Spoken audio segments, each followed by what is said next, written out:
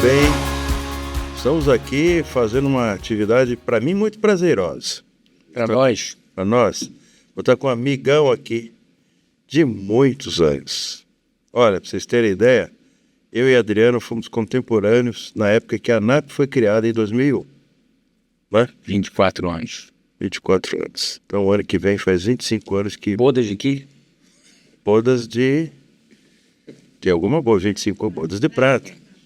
Bodas de prata, né? Por isso que nós estamos todos prateados, né? Prateados. Adriano é uma personalidade vibrante, vocês vão ver, né? Conhece o setor de saúde como ninguém, mas mais do que o setor de saúde, conhece o setor de saúde suplementar. Sempre foi estudioso. A família do Adriano tem uma tradição enorme na área hospitalar no nosso país, né? A Clínica São Vicente, a famosa Clínica São Vicente, que foi criada pelo avô dele, que eu vou pedir para ele falar rapidamente. O pai dele, que além de ser um excelente médico, é um filósofo, né? Então, Adriano, é um prazer tê-lo aqui. Eu vou deixar você se apresentar. Eu queria que você falasse um pouquinho assim da sua carreira, o que é que você fez, a influência que você teve lá no hospital, como é que você chegou na saúde, como é que você participou desse desenho da ANAP, desenho do Cindy Rio, que você teve um desenho bacana quando foi criado o Sindicato de Hospitais do Rio de Janeiro. O Rio tinha 2 sindicatos, um da cidade do Rio de Janeiro e outro do estado do Rio de Janeiro. Mais ou menos isso, né? Exatamente. E claro que tinha conflito. Né? Bem, então é bem interessante a gente ouvir tua história.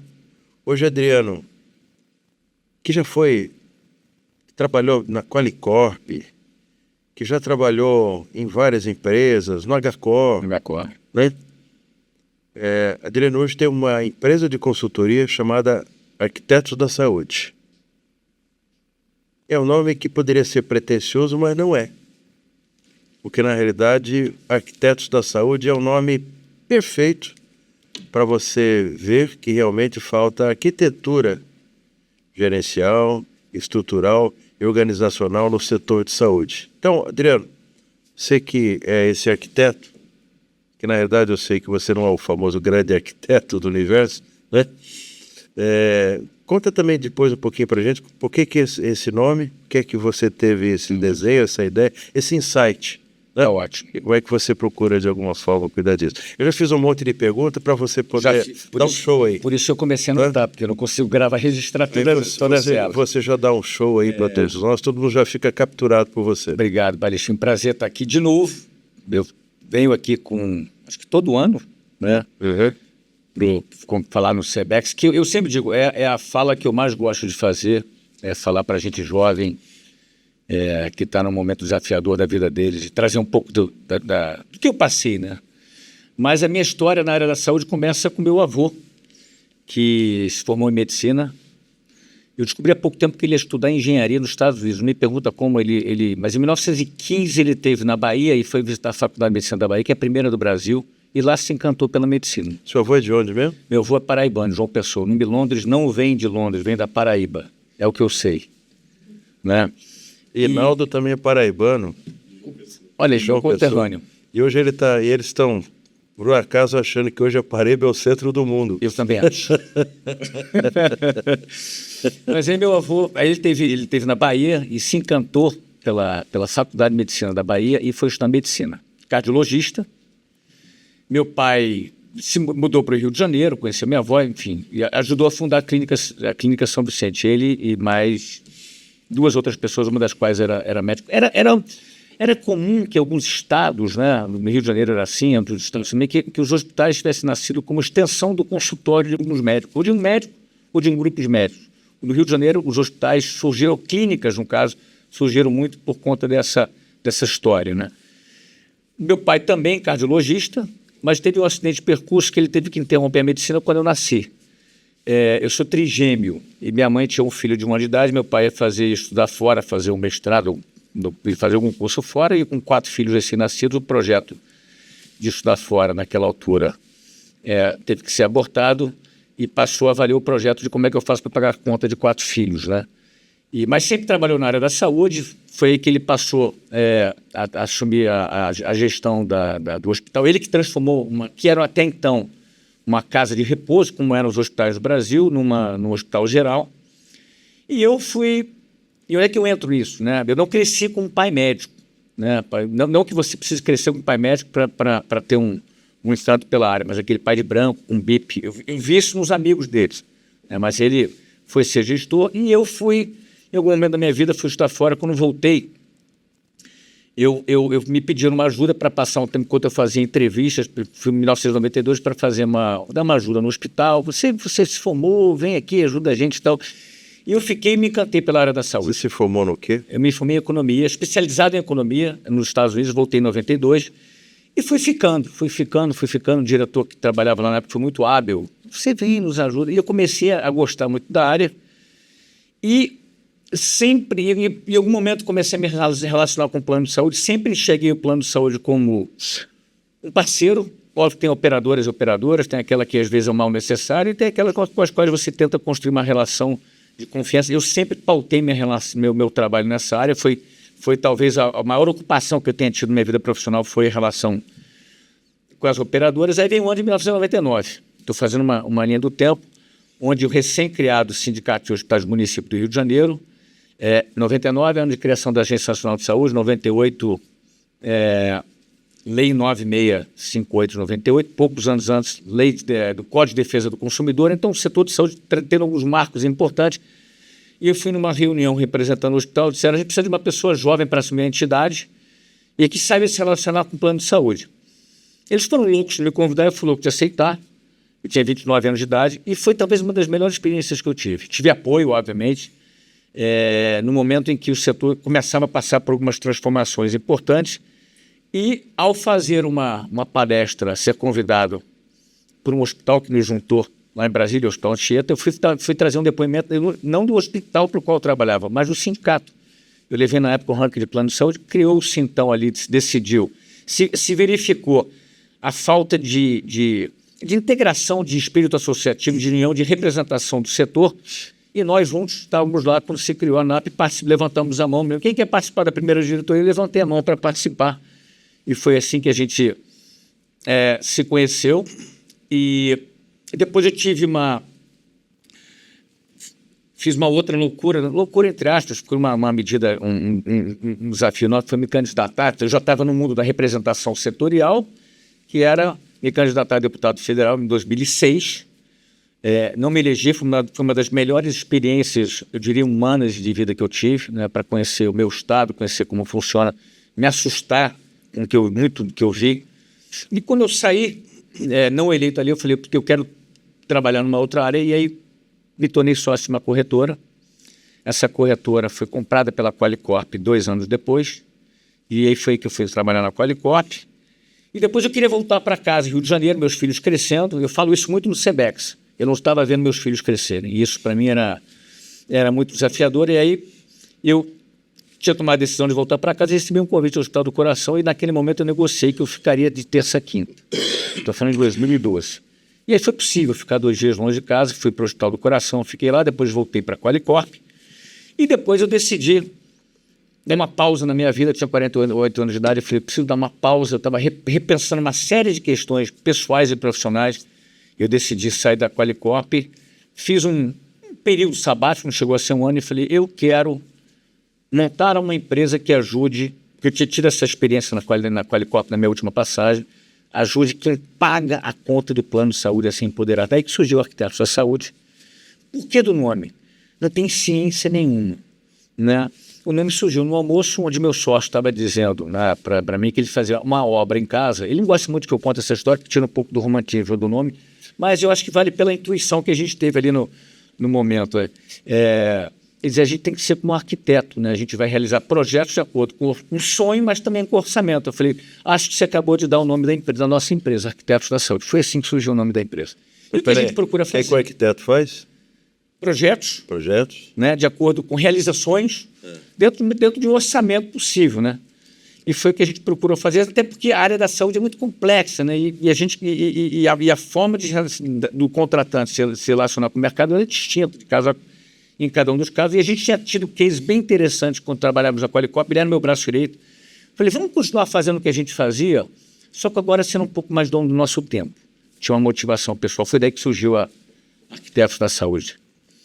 E não sei se eu respondi todas as suas perguntas. Claro, você já deu um geral assim, Adriano. Agora eu vou entrar em alguns eixos que você colocou aí. Então, por aquilo que você colocou, aparentemente o setor de saúde privado tem um problema. Um problema de sustentação, um problema de atenção, um problema de assistência. Você acha que essa complexidade toda se dá porque a nossa sociedade é complexa? Em outros países do mundo essa complexidade também existe? Eu sei que lá fora eles matam até presidente de operadora de plano de saúde, né? Depois você pode até comentar isso daí. Mas eu não sei se ele foi morto por conta das coisas que as operadoras fizeram, se havia algum outro motivo irracional dentro dessa discussão. Mas qual é que é o problema? Nós temos um problema. A gente tem um problema, a gente tem um problema, e eu quero citar uma frase aqui que eu vou tomar a liberdade de ler para vocês, que eu acho que traduz bem um problema atual. Vou ler para vocês aqui essa frase. A saúde suplementar está em risco. É o tema É muito provável que se esteja, que é o que você pergunta, né? É muito provável que se esteja no limiar do enfrentamento dos grandes desafios. Encontrar formas de relacionamento que garantam um foco na saúde, não na doença, a qualidade da assistência ditada pela prática da boa medicina, os custos compatíveis, a satisfação dos usuários e a lucratividade necessária ao desenvolvimento e ao crescimento do setor. O cenário e suas variáveis estão apresentados. Tudo indica que o momento chegou. Essa frase não é atual, absolutamente atual. Então eu quero dar uma notícia para vocês. Ela foi escrita em 2003. Por Alceu Alves da Silva, num documento que ele estruturou para a Agência Nacional de Saúde. Quando eu cito isso, eu gosto sempre, quando me perguntam sobre os nossos desafios, eu gosto de trazer essa frase porque eu acho que a gente vive de uma hipocrisia coletiva. Eu tenho vergonha quando eu leio essa frase. Eu participo disso daqui há 20 e tantos anos. Eu aprendi com meu pai que ou a gente bota a culpa nos outros, ou a gente se coloca como parte do problema. Eu sou parte do problema. Quando eu falo nós todos somos parte do problema. E o que eu acho, Balestrin, sem dúvida o setor de saúde suplementar é extremamente complexo. São vários atores, o nível de conhecimento é desintegrado, a gente está lidando com o bem maior das pessoas que tem um aspecto emocional que é a sua própria saúde. Mas a grande crítica que eu faço é que a gente tem feito muito menos do que a gente poderia estar fazendo para tornar esse setor um pouco mais eficiente. Eu não gosto de usar a palavra sustentável, porque ele será sustentável com 51 milhões de beneficiários ou com 30. Né? O que eu acho que nós coletivamente estamos deixando a desejar, na proporção que a gente poderia, é efetivamente colocar em prática algumas ações, sair do discurso e entrar na prática em relação a alguns aspectos. Vou citar 2 ou 3 para também não fazer disso um longo discurso, né? Qualidade, eu citei aqui a qualidade. A gente tem 7%, você me ajudou com esse dado, 7% dos hospitais privados no Brasil tem acreditação na saúde suplementar. O Manual Brasileiro de Acreditação de 1998, 27 anos depois. A gente tem, se não me falha a memória hoje, 15 operadoras acreditadas. Já foram mais. A resolução normativa que trata desse assunto, ela é de 2009 e 2011. Prevenção, que todo mundo fala. As operadoras investem 0,25% da sua receita em planos reconhecidos pela ANS como planos de atenção à saúde. 0,25% da sua receita. A gente tem 1,4% de beneficiários em programas do chamado Promoprev, Programas de Promoção à Saúde e Prevenção de Doenças, aprovados e monitorados pela Agência Nacional de Saúde. Passados, essa resolução de Promoprev de 2009. Esses aqui são alguns exemplos que eu estou dando do quanto que a gente...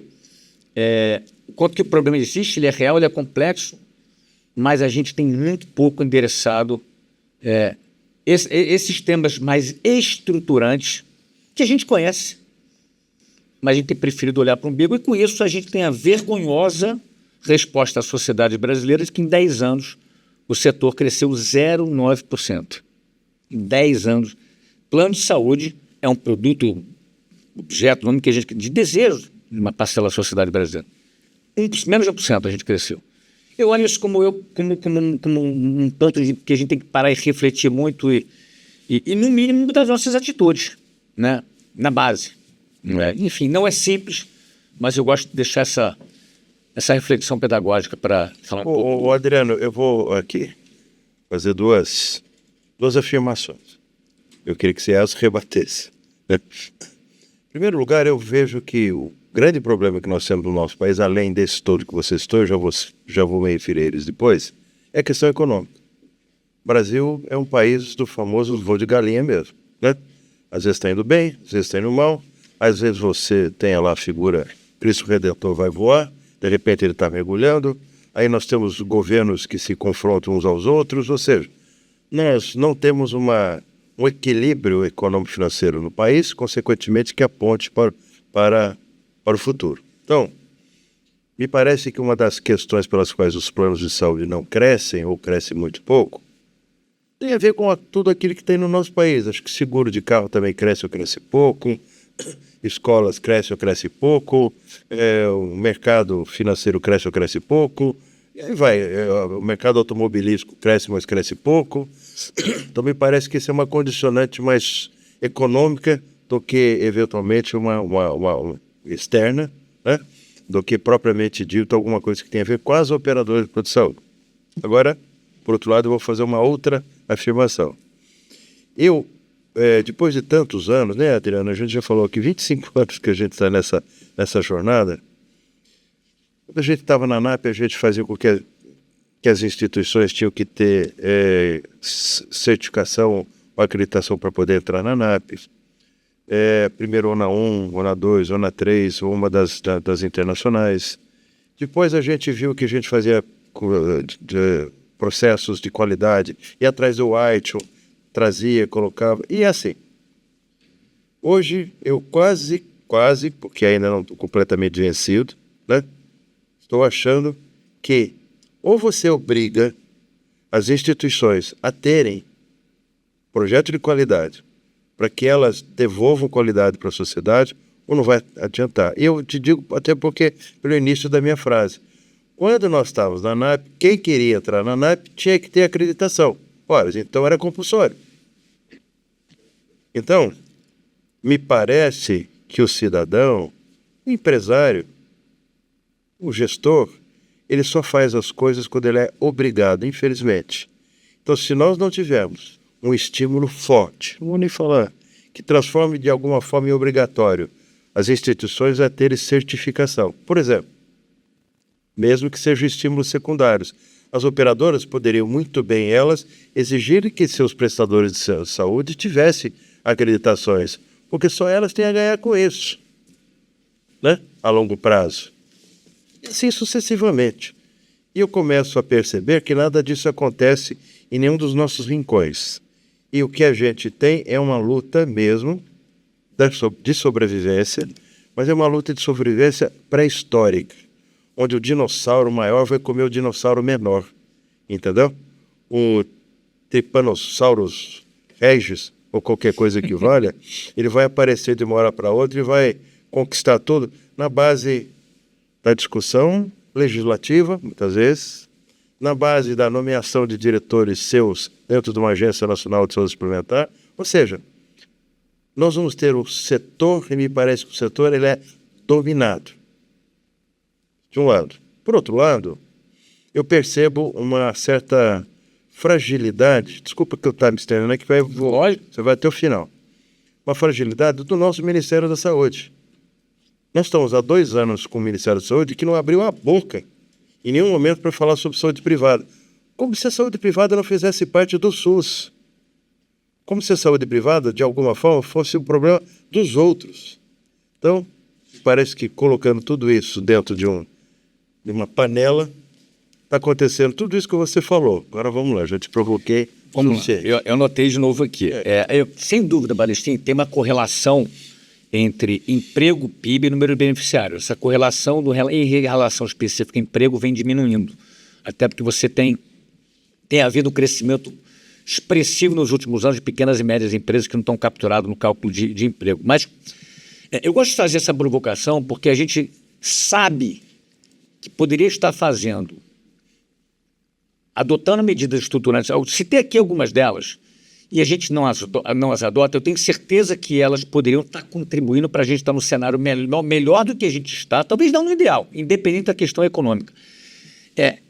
Eu não quero botar só culpa na questão econômica, quando a gente sabe que tem muito a ser feito por nós para gerar mais eficiência com o recurso que está colocado na mesa. A gente tem sido pouco eficiente, na minha percepção, na geração de recursos, na gestão do cuidado e do recurso. Deixa eu pegar uma... Sobre a acreditação, a certificação, talvez sim, né? Que o Brasil, a ética... A Lucilena Galvão, uma filósofa que eu gosto muito, diz que no Brasil a ética não é da convicção, é da coerção.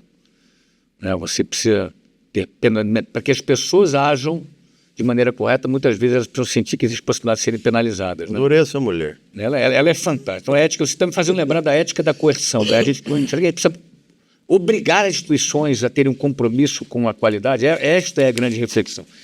Eu queria deixar um ponto de atenção, que é o seguinte. A gente tem um desafio enorme do ponto de vista da comunicação. Quantas empresas que contratam planos de saúde sabem efetivamente o que é uma acreditação, uma certificação, quais são os benefícios que isso gera para o beneficiário na ponta e para ele enquanto financiador? Se existem dados disponíveis, eles são muito mal comunicados no setor como um todo. A gente vive uma caixa preta, né? Por que uma operadora é melhor do que a outra? A gente só tem dado econômico e financeiro. Que operadora que tem uma menor índice de internações de UTI neonatal? Em que operadora que se teve mais óbitos per capita, ponderada a faixa etária, na época do Covid, por exemplo? Que operadora que efetivamente faz gestão do cuidado? Onde estão os dados existenciais? Afinal de contas, deveriam ser operadoras de planos de saúde. Nós não temos planos de saúde no Brasil, a gente tem intermediários financeiros que vendem produtos que pagam contas de doença. É isso. Esta é a minha percepção. Mas eu acho que, do ponto de vista da acreditação, da certificação, falta contar para quem financia um pouco mais do que é isto. Isso é a solução? É a bala de prata? Não é a bala de prata, mas tem essa etapa que eu acho que a gente tem uma oportunidade muito grande de evoluir, assim como naquela de demonstrar com dados mais objetivos que não é fácil porque uma instituição de saúde é melhor ou não do que a outra. Existem muito poucos dados do ponto de vista de desfechos clínicos, né, disponíveis para que a população passe a também olhar para esta informação, além da informação fundamental, que é preço. Né? A Inês fez uma medida recente, simbólica, não é a bala de prata, de começar a incluir como parte, tem pouco tempo, foi ano passado, se não me falo, final do ano passado, incluir como parte da pontuação do IDSS aspectos relacionados a que percentual da rede, se não me falo, que percentual da rede daquela operadora, daquele produto tem acreditação. É uma sinalização interessante, longe de ser o ideal. Ainda não é uma obrigação, mas é uma leve penalização em função de maior ou menor adesão da rede daquele produto em relação à acreditação. A gente precisa de iniciativas nesse sentido, talvez de um estímulo forte, uma obrigação. Lá fora, se não me falha, nos Estados Unidos, o hospital não é acreditado, não é credenciado se não for acreditado. O CMO, ele não trabalha para o governo. Se ele não trabalha para o governo. Não trabalha para o governo. Então, será que a gente precisa passar? Talvez a gente precise pensar nisso aqui, por aqui também. Sobre Ministério da Saúde e a relação com a saúde suplementar, sempre teve esse olhar tímido, não é de agora, né? Sempre foi. Né? A saúde suplementar parece que não é parte de um todo. E aí a reflexão que eu faço eu não tenho esse dado atualizado, mas da última vez que eu olhei, a gente tem ministro da Saúde para cada ano e meio. A cada ano e meio, que seja 2 anos, a gente troca de ministro da Saúde nos últimos 50 anos, nas últimas algumas décadas. O que isso mostra da importância que a gente dá para um setor como esse? Olha o nível de financiamento público da saúde no Brasil. Como percentual do todo, ele não é nem tão mais baixo, é 9. Agora, as custas de uma parte da saúde suplementar, um outro pedaço que se tira do bolso, mas quando se olha o valor per capita, ele é muito baixo. Eu acho que isso são demonstrações de que nós ainda, como Estado, não tratamos a saúde com a importância que a gente deveria. Adriano, a gente está indo para nossas... Infelizmente, né? Porque vontade dá... Ainda bem que depois daqui nós vamos continuar conversando. Mas acho que tem 2 temas atuais que a gente precisa, assim, tocar antes de a gente encerrar nosso papo. Primeiro, uma coisa que se chama judicialização de saúde. Hoje mesmo o Globo, não sei se você chegou a ler, lá um dos seus editoriais, fala sobre a judicialização da saúde e quanto que essa judicialização, de alguma forma, ela interfere, né? Política, econômica e financeiramente e, claro, operacionalmente, na relação entre o usuário, os prestadores de serviço, as próprias operadoras e consequentemente, o judiciário, o advogado, etc, etc. Por outro lado, a gente também tem ouvido falar bastante aí num negócio chamado sandbox. Assuntos distintos, né? Então, eu queria que você abordasse como é que é o seu olhar para a judicialização, e o outro que você explicasse para nós o que é esse sandbox que está acontecendo agora. Para quem não sabe, sandbox é um projeto onde você, durante um determinado tempo, deixa o projeto correr à margem da regulação, só para analisá-lo e ver qual que é o resultado que ele vai ter, né? Sem que ninguém seja punido por isso, e depois de algum tempo, acordado, vocês vêm. Sei lá, eu não falei ainda qual que é o sandbox, eu queria explicar o conceito. Adriano, por favor. A judicialização, para mim, é mais a crescente judicialização. Eu estava vendo, eu não sei se foi nessa mesma matéria ou foi em outra que eu vim lendo. O número de novos casos aumentou, dobrou de 2021 para 2024, já estamos em 300 mil novos casos de judicialização no Brasil.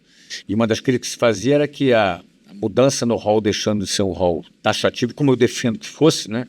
O rol exemplificativo, em vez de diminuir a judicialização, contribuiu para aumentar. E veio através de uma decisão política. Decisão política. A gente tem deixado a politicagem. Os espaços são ocupados. A nossa falta de integração, de um olhar coletivo, de uma agenda mínima setorial, né, faz com que espaços sejam ocupados, muitas vezes da pior maneira possível, que é uma maneira política e não de política de saúde, né?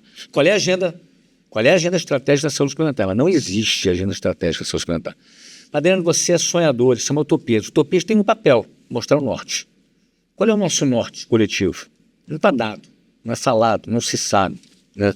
Mas a judicialização, para mim, é mais um sintoma. A gente tem que separar o que é uma judicialização legítima, o não cumprimento do contrato, daquilo que é a judicialização ilegítima, que é querer um direito que não está do contrato, e você acaba prejudicando demais a coletividade. A gente tem um pouco das duas, né? Novas... E infelizmente, a gente... como sociedade, deixa de tomar decisões. Quando você toma uma decisão, falando um pouco da judicialização ilegítima, de atender você está prejudicando a coletividade. A gente tem vergonha de falar essas coisas todas. Então, eu acho que é um tema que cresce, que é preocupante, que gera custos na parte ilegítima, desnecessários. Na parte legítima, mostra uma fragilidade no processo. Não era para estar acontecendo, porque estão descumprindo as normas. Mas é um tema que tem que ser revisitado, tem que se parar para repensar. Existem os NATJUS, que foram criados em alguns estados exatamente para auxiliar a justiça nas decisões. Me parece que eles são subutilizados. O último dado que eu vi, eles eram muito muito menos utilizados do que poderiam estar sendo. É um tema preocupante, é um tema complexo, é um tema preocupante, é um tema que, para mim, é mais um sintoma da doença que a gente vive, que a gente parece não querer enxergar. Esse sandbox, que é de um produto de consultas e exames, eu particularmente sou favorável, vou explicar por quê, embora exista já desde cara uma opinião contrária enorme. Na hora que a gente vê um setor crescer 1% em 10 anos, 1% em 10 anos, os produtos que estão na prateleira, por N motivos, não estão cabendo no bolso do brasileiro. E aí você vê 30, 40, 50, 60 milhões, ninguém sabe qual é o número mágico, de pessoas comprando cartões de desconto. Planecos de São, nome que a gente quiser dar. Já escrevi sobre isso em 2019, passa debaixo do nariz da agência reguladora que até então nada fazia sobre isso, né, porque muitos se configuram com um plano de saúde. Eu acho que a gente não tem que ter vergonha de pensar o seguinte: por que não criar uma alternativa, não é um retrocesso, uma alternativa de um produto que possa caber no bolso do brasileiro para determinadas coberturas? Adriano, isso é um absurdo. Isto vai fragmentar o cuidado. Onde ele é integrado hoje? Que resultados em saúde a saúde suplementar promove para a gente poder levantar a mão e dizer que isso que está sendo proposto é ruim? Acho que a gente tem que pensar com um pouco menos, vamos dizer assim, de emoção, e dizer o seguinte: talvez, em função do que nós estamos entregando coletivamente, seja necessário, enquanto a gente não endereça temas estruturantes que vão maturar no longo prazo, pensar sim em alternativas, opções que possam caber no bolso de brasileiros que não tem 300, 400, mas tem 100, 200, que não tem. Eles estariam escolhendo isso. Então, eu particularmente, o Sandbox é de 2 anos, minha visão sobre esse tema é essa, diferente talvez do que a gente vê nos grupos de WhatsApp. E eu espero que dê certo. Também depende do grupo. Também depende do grupo, isso aí. Nisso, eu honestamente, assim, a gente tem que pensar com o pé no chão. Acho que pode ser uma solução. Hoje, não foi no Globo também que tem uma notícia sobre isso?